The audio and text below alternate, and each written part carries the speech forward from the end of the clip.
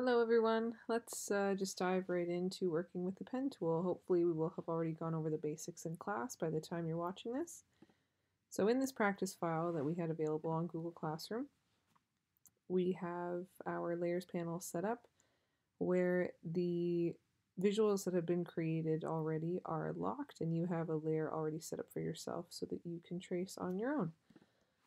So to begin, let's go to the first page. And what I want you to make sure of is that your fill is set to none at this point, and go ahead and give your stroke any funky color that you want. Do a nice light purple, use my pen tool, and now let's start with open paths. So remember that every time you click with your pen tool, you can see in pink writing there the word anchor. You are laying down an anchor point that your line is now locked to. And every time you click, you're laying a different anchor.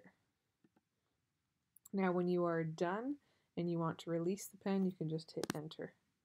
And that will set you up to start drawing again. So now let's do a closed shape. Just click on each point. And now to close the shape, when you go back to your first original anchor, you'll see a little circle appear. If I move my pen tool away, it disappears. If I put it over the anchor, we see a little circle. That means we're closing the shape. And now let's do this one. Now this looks like a 45-degree angle, so I do believe that if you hold shift, it will snap to all 45. So we have a 90-degree angle, 45, and there you go. Good. All right, now on to curves. So here's where things get a little trickier. Anchors are what, help set the main points of the line, but what we see here at the top example are these little lines with solid dots, and those are called handles, and these tell the line what direction the curve should be reaching towards. So we're going to follow the guidelines that we have here. Our first anchor is going to go here, and we are going to click and drag down. Remember, you can hold shift so that you're pulling straight down, and you're going to want to pull until the handle reaches the dotted line at the top. And remember to let go of your mouse first, and then whatever key you were holding. So we can see that actually I pulled in the wrong direction, so you can just hit Command Z. So we are going to click and drag up instead of down, and this is going to tell the curve to reach in this direction. And now the second anchor point, we're going to go to the end. This time we are going to pull down, click, whoops, just hit Command Z, click and hold, and then hold shift as well, and pull until that handle reaches that top dotted line. And there you go. Done in just 2 anchor points. Remember to hit enter when you want to release the shape. Now over here we're going to do it in 3 anchor points. So anywhere that this line intersects with the dark dotted line is where an anchor point is going to be. So this is going to have 3. So just like before, we're going to click and hold and drag upward, hold shift to maintain a straight line, and make sure that the handles align with the lighter dotted lines above and below. We'll do the same thing over here. Click and drag downward. There we are. And finally, click and drag upward. Wonderful. Hit enter when you're done.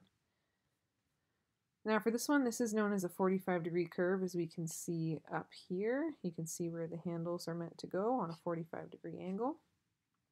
So now when you lay your first anchor, you want to pull the handle in the direction that the first curve is going. And because this is a 45-degree angle, we can hold shift and it will snap to that 45-degree line. But if you go too far down, it'll snap to the horizontal, and if you go too far up, it'll snap to the vertical. So just be aware, you got to find that sweet spot.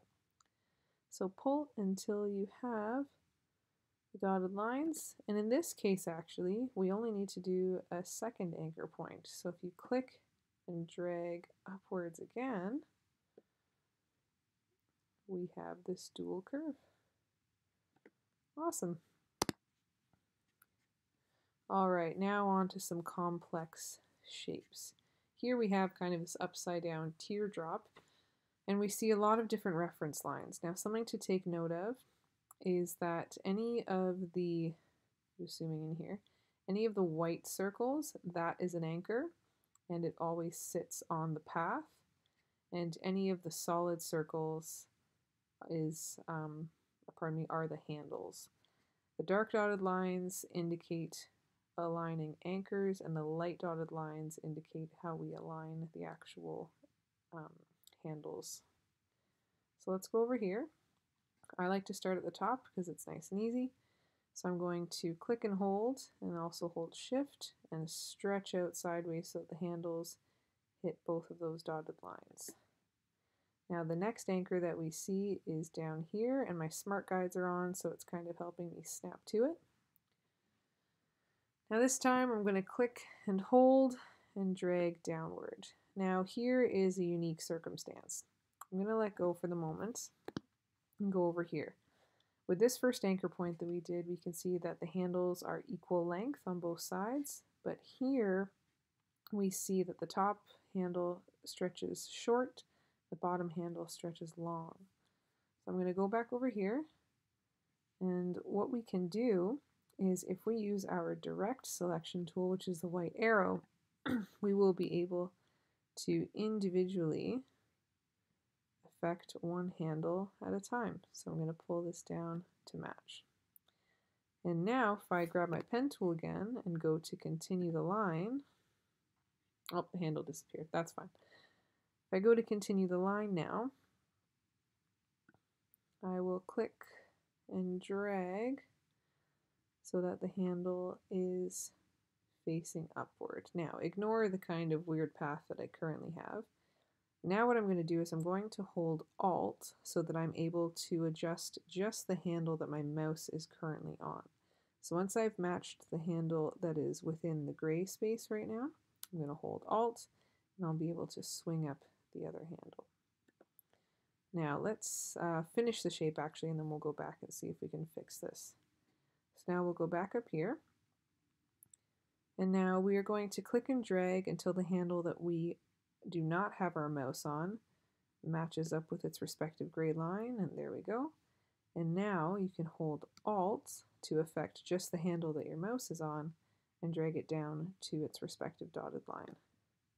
And now let's connect at the top, and don't forget to stretch out the anchor, or the handle rather, and there we go. Now let's see if we can fix this. So I'm going to use the direct selection tool, and you see how the arrow turned black and we see a kind of bent pathway. So now I'm going to click and drag this path, and what we've done is that we've just made available to us this handle that was hiding before. So now we can see that the handle is meant to be long down here, so we can click and drag that there. Now let's put this handle back where it belongs. Awesome. And oh heck, we can fill this shape now by just hitting this bent arrow. Wonderful. And now if we were to do it again, this time without the guidelines, let's see how we can do it. While we're drawing, I do like having the fill set to none. It just helps with visibility. All right. So let's stretch this out, and then let's go right about here. I'm going to hold Alt to bring this handle down. Let's go down here, click and drag, try to get it to match. Hold Alt, bring the other one up. Go over to this side, click and drag. Now let's drag this one back down. And there we go. Not bad at all. All right, so just some things that I want you guys to notice.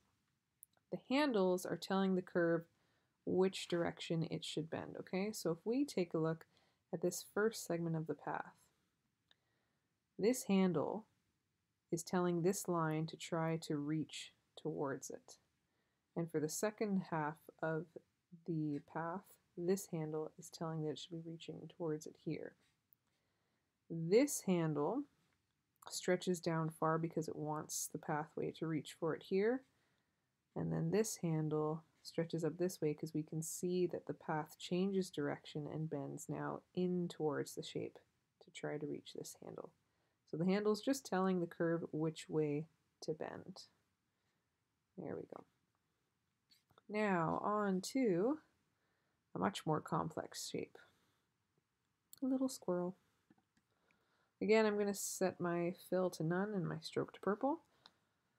Now let's start at the top where it's nice and easy. So I'm going to click and hold my mouse and hold shift and stretch this out and try to match visually as best I can. And having Smart Guides on again is quite helpful. So remember, you want to try to match the handle that your mouse is not on yet, because when you hold Alt, it's the handle that your mouse is on that can be affected. So once I've matched the top handle, I can hold Alt and stretch the handle that my mouse is on down further to where it needs to go. And now I can go to the inner part of the tail. Oh wow, it's actually much lower than it looks. There we go. I can click and drag, and I can hold shift to make sure it's straight. And then if you take a look at the tail, that is, or rather the handle that I'm trying to mimic, both handles are actually pointing upwards. So I'm going to hold Alt and just bring this handle right around and just tuck it in right there. Remember to always let go of your mouse first. And now the next handle is over here. Let's see if we can zoom in a bit. It's just tucked into the ear. So again, you want to try to match the handle that your mouse is not on first. And then you can hold Alt to adjust. Good, let's go up to the ear. And go around. Again, match the handle that your mouse is not on. Now I can hold Alt, bring this over here. And let's go down to the nose. Oh, remember you can hit Command Z if you mess up laying the anchor. There we go. And just under the chin.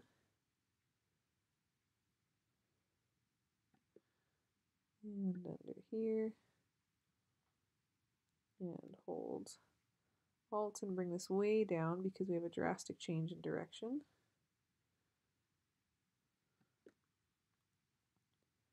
Now let's put that here. Oh, that was a bit poorly placed on my part. There we go. Again, hold Alt to stretch out this handle. Go down here. Good. So again, fast forward if you're if there's a part in particular that you're having trouble with.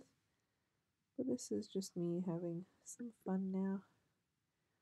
Practice makes perfect in this. No doubt. Click and drag and then hold Alt. This is another drastic curve change. And we'll go down here. And I'll hold shift to keep it straight. Alt to change the direction. And let's see this one. Match that. Beautiful. Remember, hold shift for a straight line. Alright, almost there. And now click and pull this outward by holding Alt. Back up to the tail. There we go, my Smart Guides are helping me out. And that looks pretty good actually. Hold Alt, stretch it up. Go to the tip of the tail. Curve it that way, hold Alt, bring this around because again the curve is changing direction drastically. And back up to the top. And there we go. Look at that beautiful purple squirrel. And doing the lettering is exactly the same thing. And quite honestly, I'm going to leave you guys to do this one. And this one is actually relatively easy because oddly enough, if you take a look here, the handles only go perfectly vertical, as we see here, or perfectly horizontal. So the squirrel was actually the harder one, I'd say, because it has a whole lot of handles sitting at different angles. But here you can hold shift for all of them to ensure that you have either perfectly straight or vertical lines, and hold alt to adjust individual handles. So if I go back up here, I noticed that the back of the squirrel is a little wonky, so I'm just going to use my direct selection tool. I'm going to click on the path. I'm going to see if I can't adjust it. So I wonder if the dot needs to change. And yeah, that was it. So it was just this one handle change. Just dragging it up a little higher because the back just needed to arch more. If I really wanted to get picky, I could zoom in here and adjust this handle. There you go. So the direct selection tool, the white arrow, allows you to individually edit different segments and different handles.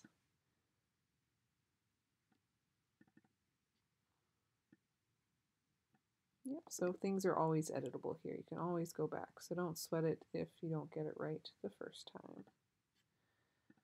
All right, so that's all for you guys right now. Keep going, keep practicing. This is going to be the next 2 months of the course, so you may as well get really familiar now. Have fun with it.